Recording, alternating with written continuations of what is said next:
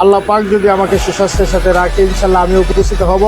দরবারকে যারা ভালোবাসে মহব্বত করে তারাও ইনশাল্লাহ ঘরে বসে থাকবে না, রেসালাতের ধ্বনি নিয়ে ইনশাল্লাহ আমরা সোহরাওয়ার্দী ঢাকা, সোহরাওয়ার্দী ময়দান, ফিলিস্তিনি নির্যাতিত মুসলমানদের পক্ষে বিশ্বের দরবারে আমরা আমাদের প্রতিবাদ প্রকাশ করব। আল্লাহ পাক আমাদের এই খেদমাকে কবুল করবেন। আমি সবার প্রতি মুবারকবাদ জানিয়ে এখানে শেষ করলাম। আসসালামু আলাইকুম।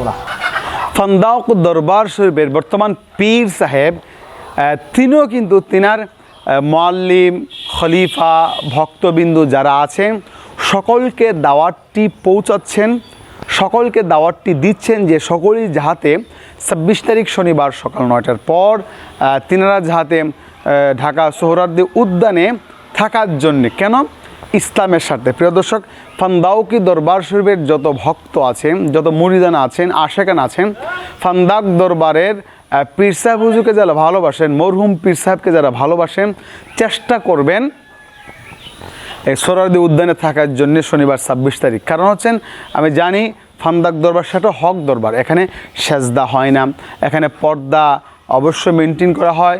ফান্দাক দরবারে এখানে অবশ্যই গান বাজনা হয় না, এটা হক দরবার।